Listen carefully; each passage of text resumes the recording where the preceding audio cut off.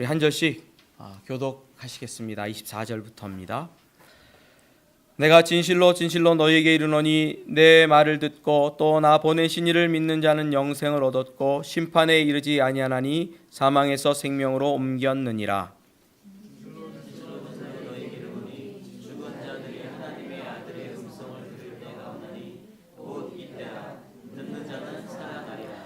아버지께서 자기 속에 생명이 있음 같이 아들에게도 생명을 주어 그 속에 있게 하셨고 이를 놀랍게 여기지 말라. 무덤 속에 있는 자가 다 그의 음성을 들을 때가 오나니 선한 일을 행한 자는 생명의 부활로 악한 일을 행한 자는 심판의 부활로 나오리라. 아멘. 모두 다 형통하고 편안한 한 주 되셨습니까? 우리 함께 옆에 분에게 인사하시죠. 읽고 기도하고 함께 걸읍시다. 우리 이렇게 인사하겠습니다.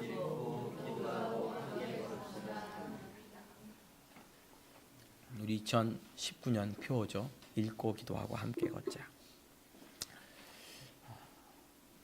요한복음 설교를 계속하고 있습니다. 오늘 5장까지 왔고요. 24절에서 29절 말씀을 가지고 생명에서 생명으로라는 제목을 아래서 여러분들과 은혜 나누길 원합니다.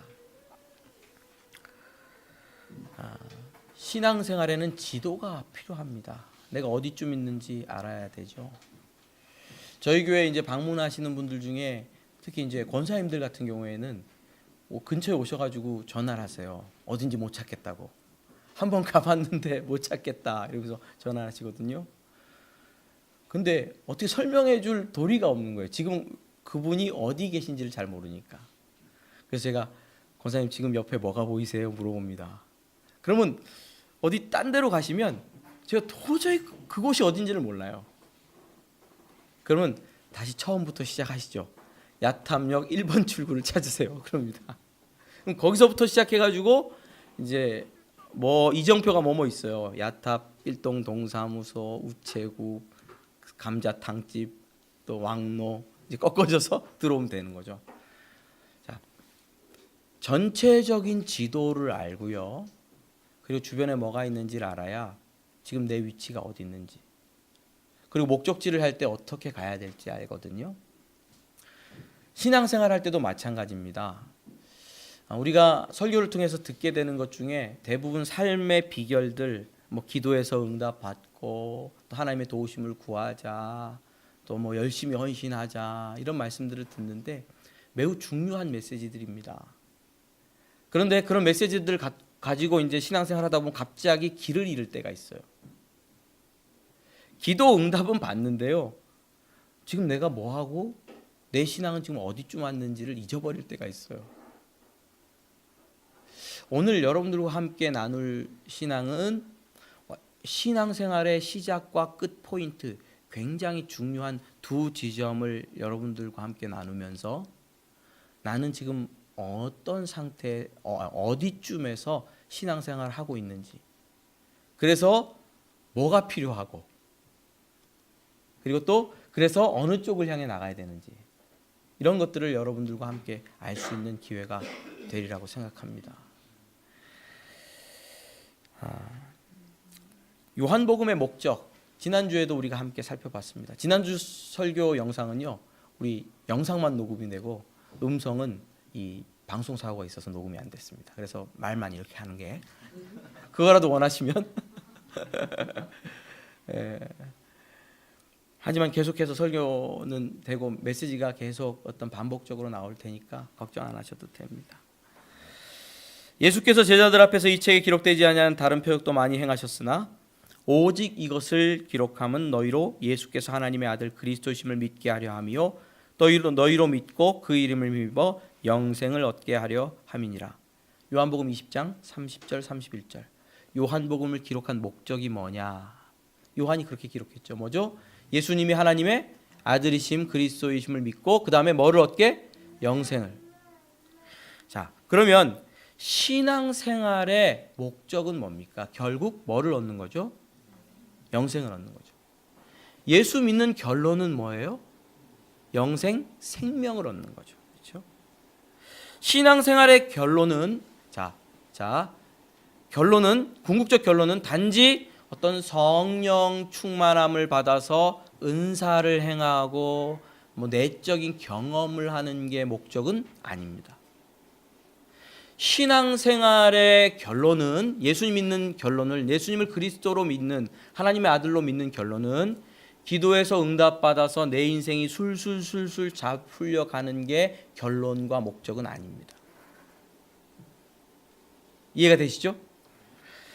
미국에 조엘 오스틴이라는 목사님이 있어요. 한국말로 번역된 번역서는 긍정의 힘이라는 책입니다.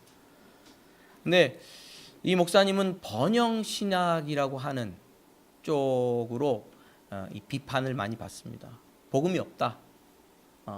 조엘 오스틴 목사님은 예수 믿는 것이 아니다. 이렇게 하는 비판을 받습니다. 그러니까 그분은 이거예요. 예수님 믿고 부정적인 생각들을 다 몰아내고 긍정적으로 생각하고 무언가를 바라보며 기도하며 구하며 나가면 우리가 뜻하는 것이 다 이루어진다는 거예요. 근데 거기에 뭐를 집어넣냐면 자신은 긍정적인 생각을 가지고 이 좋은 집을 구했더니 하나님께서 100만 불짜리 200만 불짜리 큰 집을 주셨다. 이런 식의 글을 써요.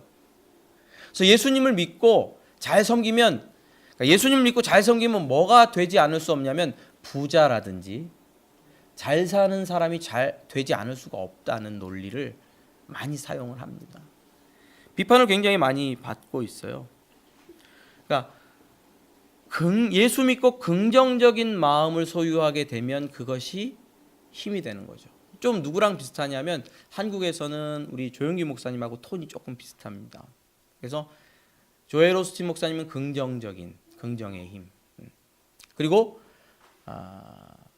조영기 목사님은 좀 적극적인 힘, 이런 거를 좀 주장하시는데요. 그런데 문제가 뭐냐면 성경에 나오는 인물들, 선지자들이나 또 사도들이나 제자들을 보면 그렇게 부자로 살았다든지 어떤 세상에서의 성공을 이렇게 취하신 분들이 잘 없어요. 선지자들 어땠습니까? 많이 죽임당하고 매맞고 그랬죠.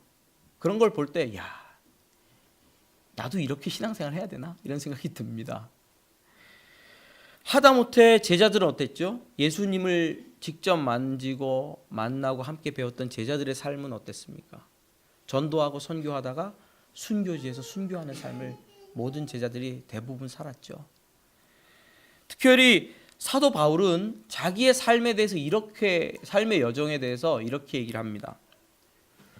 그들이 그리스도의 일꾼이야 정신없는 말을 하거니와 나는 더욱 그러하도다. 내가 수고를 넘치도록 하고 옥에 갇히기도 더 많이 하고 매도 수많이 맞고 여러 번 죽을 뻔하였으니 유대인들에게 40에 하나 감한 매를 5번 맞았으며 3번 태장을 맞고 1번 돌로 맞고 3번 파선하고 일주야를 깊은 바다 위에 지냈으며 여러 번 여행하며 강의 위험과 강도의 위험과 동족의 위험과 이방인의 위험과 시내의 위험과 광야의 위험과 바다의 위험과 거짓 형제 중의 위험을 당하고 또 수고하고 애쓰며 여러 번 자지 못하고 줄이며 목마르고 여러 번 굶고 헐벗었었노라. 이게 바울이 자기 자신의 선교 여정에 대한 요약이에요. 40에 감한 매를 몇 번 맞았다고요? 5번 맞았대요. 그리고 3번 태장에 맞고 돌을 맞았대요. 작년에 오셨던 홍성일 목사님 바울 신학을 전공하셨거든요. 그래서 이거 연구하면서 저에게 들려준 얘기가 이런 게 있어요. 5번 40에 감한 매를 맞고 이 정도 태장에 맞았으면 바울은 사역하는 내내 질병으로 고통당했을 거다. 온몸의 고통이 끊어지질 않았을 거다. 회복될 만하면 두드려 맞고 회복될 만하면 두드려 맞고 말하자면 이 정도 맞았으면 기저귀 차고 선교여행 다녔다는 거예요. 자, 여쭤볼게요. 바울은 긍정적인 사람입니까? 부정적인 사람입니까? 항상 기뻐하라. 쉬지 말고 기도하라. 범사에 감사하라. 이게 누구의 권면이죠? 바울 사도예요. 바울 사도처럼 긍정적인 사람이 없어요. 하나님 믿고 의지했던 사람이 없어요.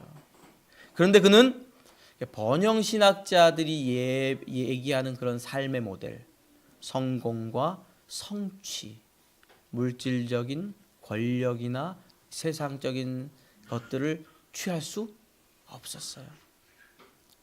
자, 저는 고통과 고난이 오는 성도들을 위해서 기도합니다.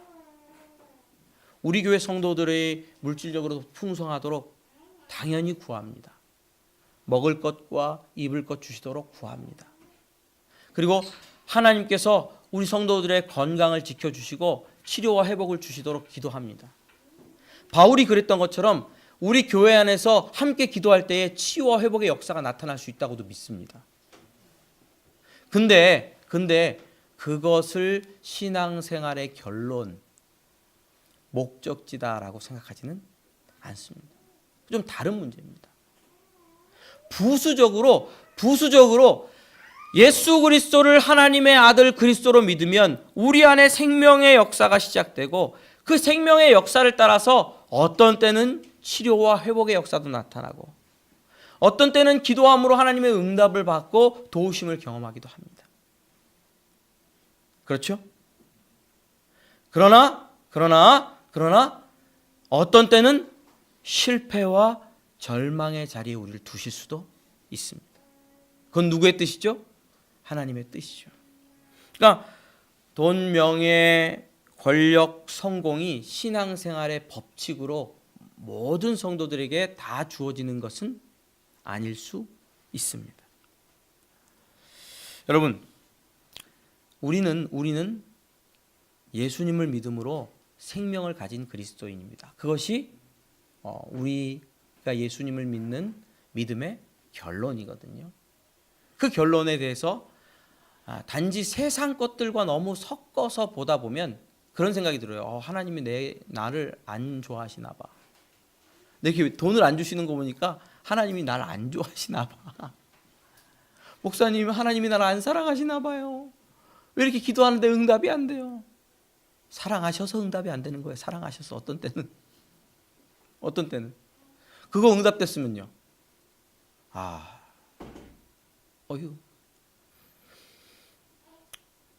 요즘 제가 이 스페이스 316 운영에 가고 1년 운영하면서 이게 카페가 막 엄청 잘 됐으면 어땠을까 이런 생각을 해봤거든요.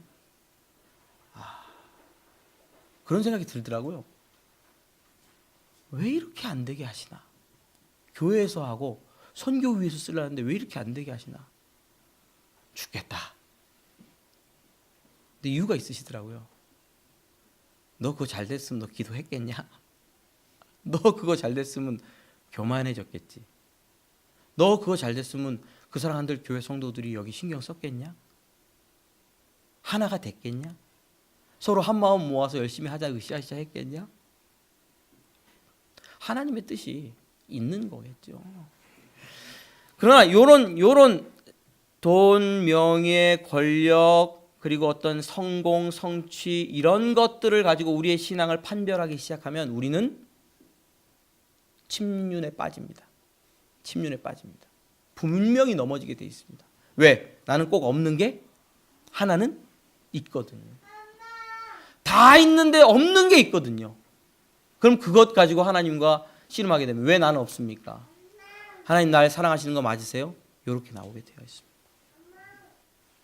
자, 그러면 생명을 주시는데 그 생명을 언제 주시나요? 오늘 말씀 24절 말씀 한번 넘겨주시겠어요? 24절 25절 우리 함께 한번 읽어보겠습니다. 천천히 시작. 내가 진실로 너에게 이르노니 내 말을 듣고 또 나 보내신 이를 믿는 자는 영생을 얻었고 심판에 이르지 아니하나니 사망에서 생명으로 옮겼는. 25절 진실로 너희에게 이르노니 죽은 자들이 하나님의 아들의 음성을 들을 때가 오나니 곧 이때라. 듣는 자는 살아나리라. 아멘. 여기 24, 25절 말씀 보면 내 말을 듣고 나 보내신 이를 믿는 자는 영생을 얻었고, 이게 현재형입니다. 영생을 언제 얻죠? 믿으면. 지금 영생을 얻어요. 자, 죽고 나서 천국에 갈 약속이 아닙니다. 사망에서 생명으로 옮겼는데 언제 옮기죠? 믿으면. 지금 옮겨요. 자, 주의 음성을, 아들의 음성을 들을 때가 오는데 언제입니까? 곧 이때라. 지금이에요. 모두 다 현재입니다. 예수가 하나님의 아들이요 그리스도심을 믿으면 그 믿는 즉시 생명이 하나님 아버지 안에 있는, 예수 그리스도 안에 있는 그 생명이 우리에게 주어지고 우리 안에 생명의 역사가 시작됩니다. 믿으십니까? 이거 믿으셔야 됩니다. 자, 내 안에 나는 예수님을 믿는다. 하나님의 아들을 믿는다. 그런데 내 안에 생명이 있는지는 난 모르겠다. 그럼 믿음으로 받아들이십시오. 이렇게 고백할 수 있는 것 자체가 생명 현상입니다. 예수를 하나님의 아들 그리스도로 믿는 자에게는 생명의 역사가 내 느낌과 상관없이 그 안에 머물러 있습니다. 왜냐하면 말씀이고 약속이기 때문입니다. 그런데 이 생명이 현재 우리에게 지금 주어져 있는데, 이 생명이 우리 안에 있으면 이 생명이 자라고 이 생명이 우리의 인생을 이끌고 나가는데 어떤 특징이 있습니다. 저희 교회 오실 때에 처음 오시는 분이, 저번에도 그 인도 선교사님이 또 화초를 하나 사갖고 오셔서 화초를 주실 때 제가 가슴이 덜컹했습니다. 이걸 또 어떻게 키워야 되나? 얘를 어떻게, 일단 저기다 놔뒀는데, 왜냐하면 힘들어요. 이게 육체적으로 힘든 것보다 이게 깜빡깜빡하면 그냥 죽는 거예요. 어떤 놈들은 따뜻하게 해주면 죽고, 어떤 놈들은 시원하게 해주면 죽고, 이래서 죽고 저래서 죽고, 지금 50%도 안 살아남고 있어요. 굉장히 지금 어렵습니다. 근데 꼭 누가 화분을 하나 사오시면 거기 이렇게 써 있어요. 일주일에 물 한 번. 이렇게 써 있고, 또 어떤 데는 한 달에 한 번. 이 화초마다, 이 생명의 종류마다, 나무의 종류마다 키우는 방법이 다르더라고요. 그렇죠? 다 정해져 있어요. 햇빛을 자주 보게 해줘야 되고, 바람을 잘 통하게 해줘야 되고. 그런 거 어려워요. 그냥 음지에서도 꿋꿋이 잘 크는 놈 사오려면 그런 거 사오세요. 어떤 건 물 너무 많이 줬더니 죽더라고요. 또 예수님을 하나님의 아들 그리스도를 믿으면 하나님께서 우리에게 생명을 주시는데, 그 생명은 그 생명대로 특징이 있어요. 세 가지 특징인데, 첫 번째, 말씀을 먹어야 돼요. 매일매일 뭐를 먹는다? 말씀을 먹어야 돼요. 그래야 생명의 역사가 지속적으로 번성하게 일어납니다. 자, 홍성원 양 한 번 더 넘겨주세요. 쭉 넘겨주세요. 말씀 말고 아까 거기 설교 제목 뒤에, 제목 뒤로 넘어가세요. 계속 넘어가세요. 한 번 더 계속 넘어가세요. 말씀 말고. 네. 넘어가세요. 거꾸로 반대로. 네. 설교 제목을 누르세요. 여기서 한 번 더 눌러주세요. 기다리세요. 됐어요. 자, 1월 7일 밤 12시 21분 제가 찍었습니다. 홍성진 목사님 미쳤나 봐. 밤 12시 21분에 야탐역 시집부인 왜 갔어? 영화 보러 갔죠. 혼자 영화 보러 갔습니다. 영화 보고 나오는데 이 천사분과 마주쳤습니다. 제가 깜짝 놀랐어요. 문을 열고 딱 나와서 이제 쫙 나오는데 그 청소 카트를 딱 들고 이렇게 하고 서 계시는데 커다란 성경책이 그 앞에 놓여 있는 거예요. 그리고 손님들이 나가면 이제 청소하러 들어가시는 거예요.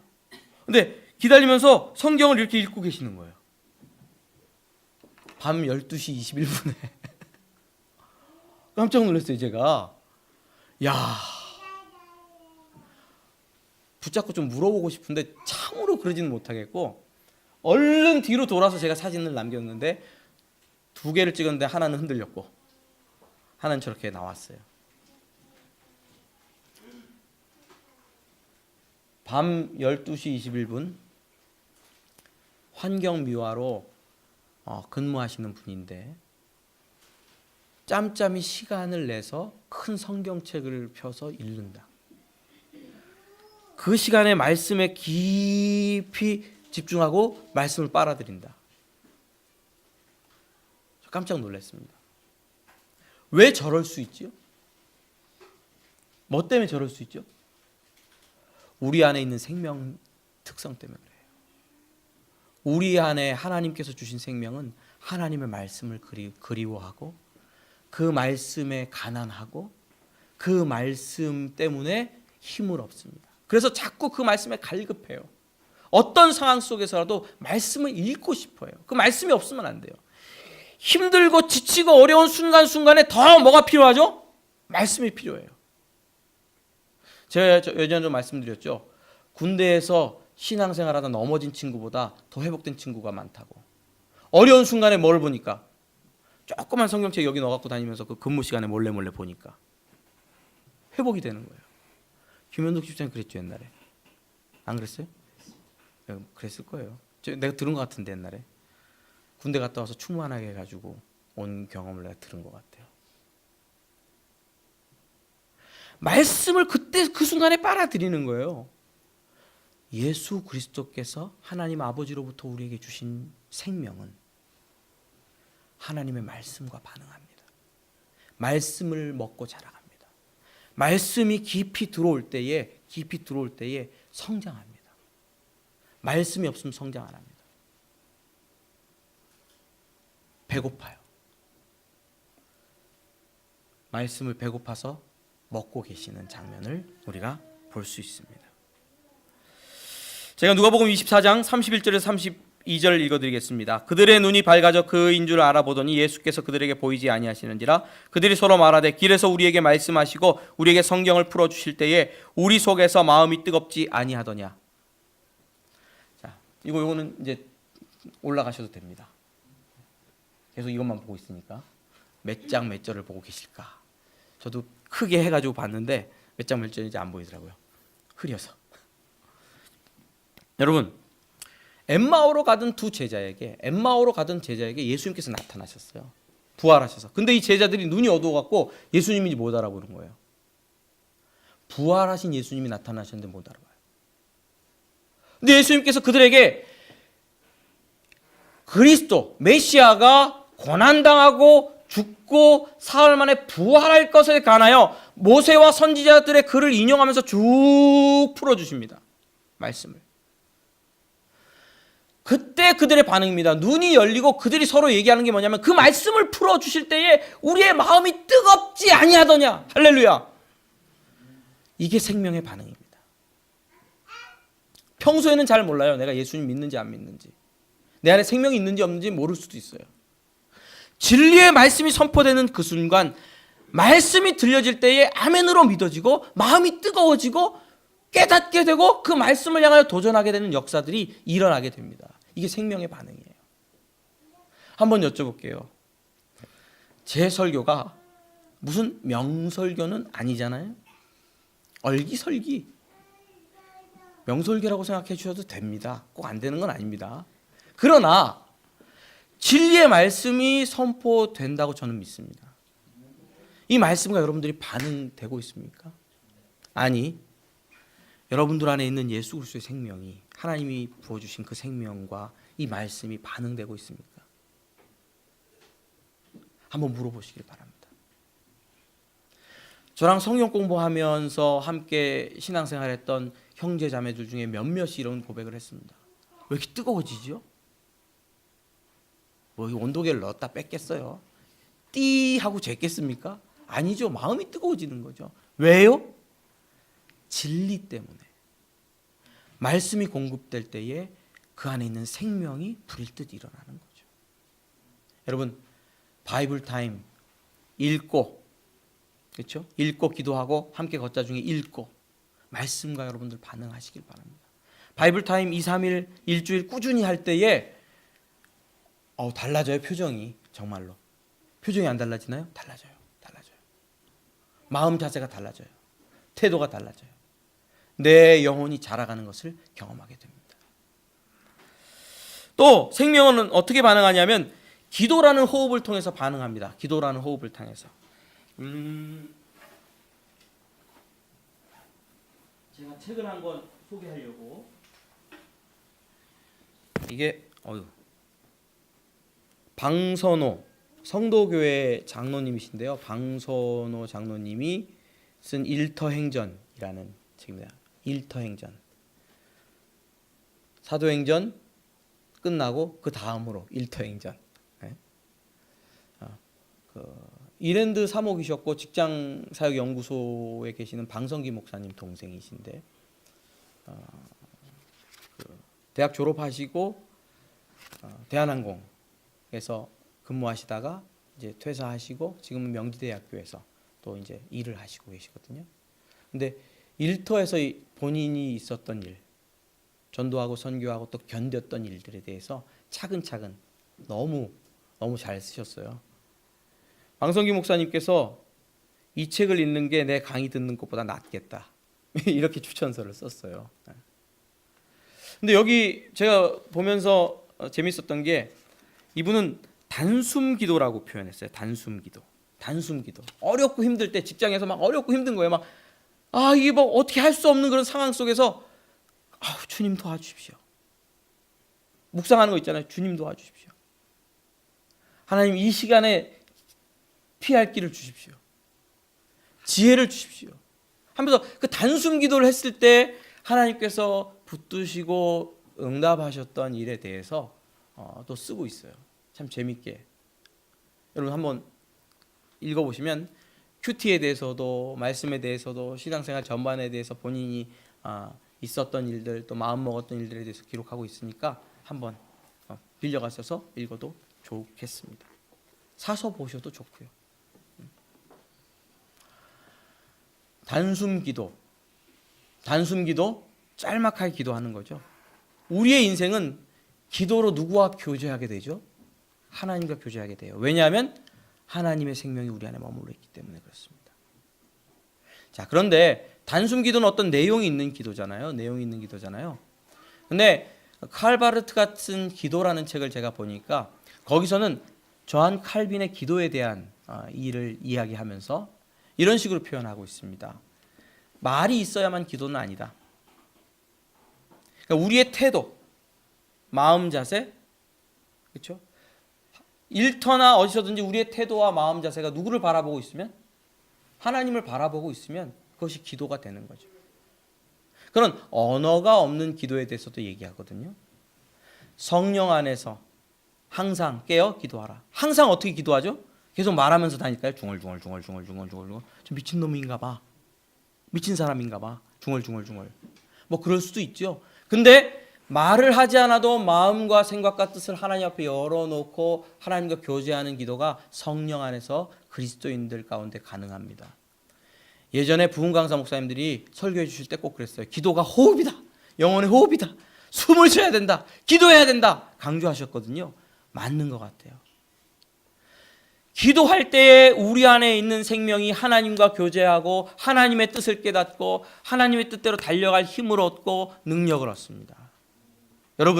여러분들 인생에 단숨 기도, 또 언어가 없는 기도, 또 부르짖는 기도, 묵상하는 기도, 어떤 기도도 좋습니다. 기도의 문이 열려져서 여러분들의 생명이 더욱더 부릴 듯 여러분들 안에 있는 하나님의 생명이 더욱 부릴 듯 자라가는 역사가 있기를 주님의 이름으로 축원합니다. 한 가지 더 우리가 꼭 깨달아야 될 것은 생명은 예수 그리스도 안에 있는 생명은 예배의 삶을 살게 합니다. 교회와 일터, 가정에서 하나님의 뜻을 예배하게 되죠. 전도, 선교 하나님의 뜻입니다. 그러므로 하나님을 섬기는 예배가 됩니다. 그것도 마찬가지입니다. 일터에서 하나님이 원하시는 대로 사용되는 것도 예배입니다. 생명의 삶을 어디서 살게 됩니까? 교회에서, 가정에서, 일터에서 생명을 따르는 삶을 말씀과 기도 가운데 있는 그리스도인들은 살아가게 됩니다. 여러분 어디에서 주로 머무시죠? 직장, 가정, 또 교회. 말씀 보고 기도하는 그리스도인은 자기가 머무는 자리에서 왜 여기 나를 보내셨는지, 내가 맡아야 할 사명이 무엇인지 영적 책임감과 하나님의 뜻을 알게 됩니다. 반드시 알게 됩니다. 그리고 그 뜻을 위해서 삶을 드리는 예배의 삶을 살게 되어 있습니다. 할렐루야. 여러분들 안에 삶을 생명을 따라서 삶을 드리는 예배 역사가 지속되기를 주님의 이름으로 축원합니다. 그러나 우리 안에 생명이 있다고 해도, 우리 안에 생명이 예수 그리스도께서 생명을 주셨다고 해도 완전한 삶을 살게 되기는 어렵습니다. 우리 장로교 신학하고요, 이 감리교 신학하고 좀 다릅니다. 제가 알기로는입니다. 제가 찾아보거나 직접 감리교 신학자에게 물어보지는 못했습니다. 양해해 주십시오. 근데 제가 알기로는 감리교는 완전한 성화가 있다고 믿는 것 같아요. 그러니까 뭐냐면 예수님 믿으면 이 땅에서도 내가 완전해질 수 있다. 근데 우리는 그렇지 않습니다. 우리는 이 땅에서 영화롭게 되지 않습니다. 거룩한 삶을 살아갈 수는 있지만 완전히 이 땅에 이 육신을 가지고 완전한 삶을 살 수 있다고 생각하지는 않습니다. 왜냐하면 하나님께서 우리에게 생명 주셨는데 이 생명 주신 육체는 이미 뭐로 오염돼 있죠? 죄로. 육체 전체가 나쁩니까? 아닙니다. 그렇지 않습니다. 그러나 죄의 영향력을 끊임없이 받고 있어요.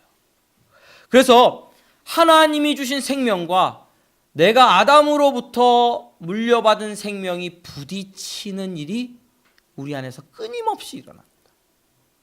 그래서 그리스도인의 삶은 피곤합니다. 왜? 자꾸 싸워야 되니까.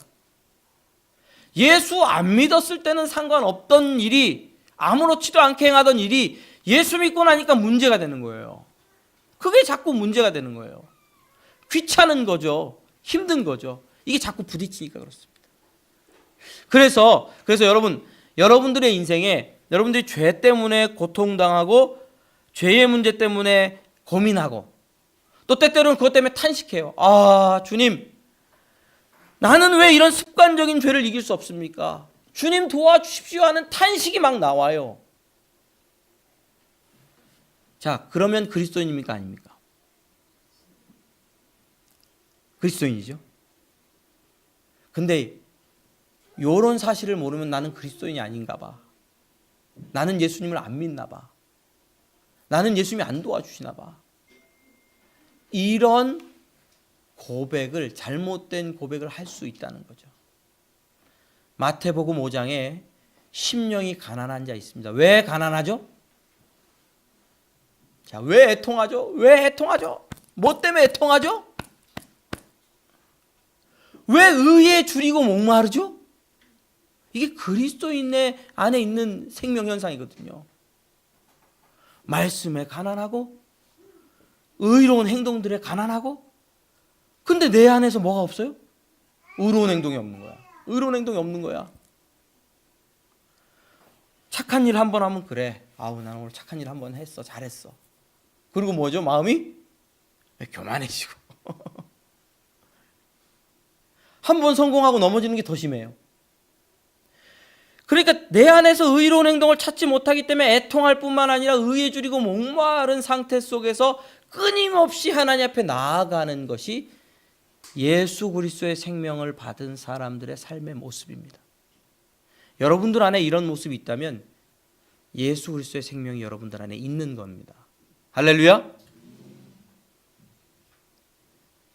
더 큰 생명의 역사를 기대하고 고대하며 나가시면 되는 겁니다.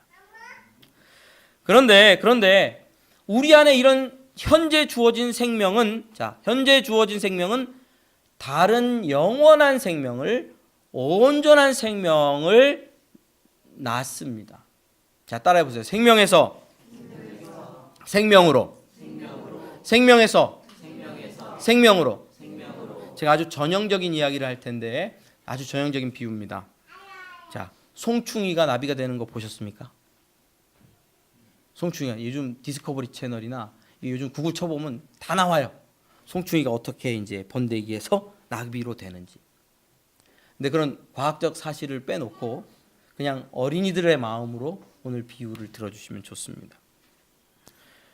그 징그러운 송충이가 막 기어가는데, 그 징그러운 송충이가 뭐로 변한다고요?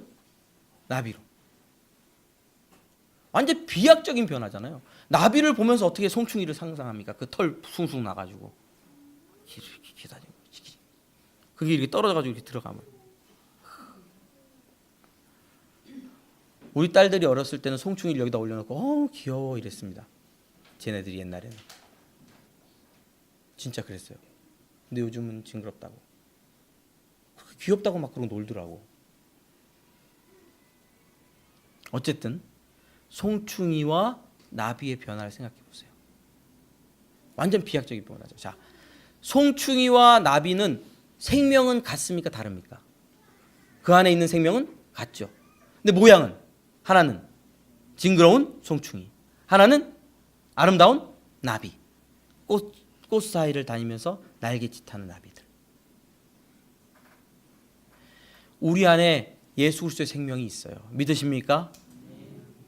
그런데 이게 끝이 아니에요. 오늘 예수 그리스도께서 말씀하실 때는 우리에게 부활 생명을 주신다고 약속하십니다. 제가 말씀을 읽어드릴게요. 이를 놀랍게 여기지 말라. 무덤 속에 있는 자가 다 그의 음성을 들을 때가 오나니 선한 일을 행한 자는 생명의 부활로 악한 일을 행한 자는 심판의 부활로 나올리라. 어떤 부활로요? 생명의 부활로. 자, 지금 이 아들의 음성을 들을 때가 있나니 곧 이때라. 24, 25절에서는 곧 이때라 그랬죠. 근데 28절 가면 그 음성을 들을 때가 오나니 그래요. 오나니. 그렇죠? 이건 미래입니까? 현재입니까? 미래죠. 아니 24, 25절에서는 이때라 그래 놓고 28절 가면 음성을 들을 때가 오나니 그러거든요. 때가 몇 개가 나와요? 2개. 첫 번째, 지금 음성을 들으면 하나님의 아들 예수께서 우리에게 뭐를 주시냐면 생명을 주세요. 그 생명을 받은 자들이 마지막 날 아들이 오라라고 음성을 얘기할 때 생명의 부활을 얻는 역사가 일어나요. 마치 송충이가 나비가 되는 것처럼. 사실 이런 비유만으로 표현할 수가 없습니다. 우리는 부활을 기다립니다. 부활 생명을 기다립니다. 이거 믿으셔야 됩니다. 자, 나는 따라해 보세요. 나는 부활 생명을 믿는다. 나는 부활 생명을 믿는다. 부활은 이겁니다. 하나님께서 우리에게 새 몸을 주시는 거예요. 은하철도 999. 우리 젊은이들은 은하철도 999를 모르더라고요. 은하철도 999. 우리 어렸을 때, 저 어렸을 때는 봤거든요. 혹시 알죠? 70년대생은 다 알죠. 은하철도 999 타고 쫙 가는데 가면 뭐를 얻어요? 기계몸. 영원한 기계몸. 죽지 않는 기계몸을 얻는데 우리는요. 자, 예수 그리스도께서 재림하실 그때에 지금 하나님 아버지의 생명이 있는 자들은 어떤 몸을 얻냐면 영화로운 죄에 물들지 않은 새 몸을 얻습니다. 그것을 뭐라 그러냐면 생명의 부활입니다. 우리가 지금 이렇게 있다가 예수 그리스도께서 주신 생명을 가지고 이 땅을 살다가 이제 죽잖아요. 그래서 무덤에 묻혔어요. 그러면 예수 그리스도 안에 생명이 어디 있어요? 무덤에 같이 있겠죠? 예를 들어서. 근데 나팔 소리와 함께 예수님께서 재림하시면 어떤 일이 일어납니까? 옛날 몸은 다 썩었고 없어졌죠? 새 몸을 부활의 새 몸, 영화로운 새 몸, 아담에게 물려받은 육체가 아니고 예수님의 생명으로 새로 조성된 영화로운 부활의 육체를 선물로 받습니다. 그래서 그 부활의 육체로 누구를 온전히 섬길 수 있게? 하나님을 온전히 섬길 수 있게 됩니다. 그런 부활, 영광스러운 부활의 생명을 우리는 기대하고 고대합니다. 어디서요? 이 땅에서. 뭐를 소유한 채로? 하나님께서 주신 생명을 소유한 채로. 뭐와 갈등하면서? 내 육체의 생명과 갈등하면서 마지막 때를 기다리는 거죠. 성도들의 인내가 여기 있나니 그들은 하나님의 계명과 예수에 대한 믿음을 지키는 자니라. 한번 따라해 보시겠어요? 성도들의 인내가 여기 있나니 그들은 하나님의 계명과 예수에 대한 믿음을 지키는 자니라. 성도들의 뭐가 있다고요? 인내. 왜 인내하죠? 성도들은 이 땅에서 왜 인내합니까? 마지막이 있어요. 그날 뭐를 주실 거니까? 부활 생명을 주실 거니까. 우리는 그걸 믿습니다. 이 땅에서 생명 주심도 믿지만 마지막 날에 예수께서 재림하셔서 우리에게 부활 생명 주실 것도 믿어요. 거기까지 믿어요. 믿기 때문에 뭐를 기다립니까? 부활 생명을 기다리면서 인내해요. 요한계시록을 계속 읽어보면, 요즘 요한계시록을 너무 재밌게 읽고 있습니다. 그런데 요한계시록을 계속 읽어보면 어떤 성도들의 특징이 나오거든요. 성도들의 특징이 있어요. 성도들은 어린 양이 어디로 이끌든지 따라가는 게 성도예요. 세상과 함께 음란하지 않은 게 성도예요. 우상 숭배하지 않은 게 성도예요. 그 성도에 대한 정체성을 여러 가지로 얘기하는 중에 인내하는 자가 뭐예요? 성도예요. 뭐를 인내합니까? 왜 인내합니까? 마지막 날이 있다는 것을 믿고 인내해요. 누가 유혹해도, 사단이 유혹해도, 세상이 유혹해도, 환난과 핍박이 속 올지라도 인내하고 기다려요. 왜? 마지막에 더 큰 영광의 생명의 부활이 내게 주어질 것을 믿기 때문이죠. 할렐루야. 우리는 생명에서 생명을 향해 나아가는 그 길 위에 있어요. 지금은 어떤 때입니까? 생명의 역사가 있지만 완전한 육체 가운데서 완전한 삶을 살 수 없어서 때때로는 절망하기도 하고 좌절하기도 하고, 그래서 애통하고 의에 주렸다라고 고백하는 그런 상태 가운데서 살아갑니다. 그 생명을 붙들고 말씀 보고 기도하고 예배의 삶을 살아가면서 때때로는 하나님께서 치유와 회복의 역사를 주시기도 하고, 때때로는 기도에 응답하시는 것을 경험하기도 하고, 때때로는 고난과 고통을 넘어가기도 하고, 때때로는 고난 자체를 견디고 죽기까지 충성하게도 하는 생명의 역사가 우리 안에 있죠. 그 생명의 역사를 따라서 마지막 날에 주실 영화로운 부활을 인내로 기다리는 삶을 살게 됩니다. 할렐루야.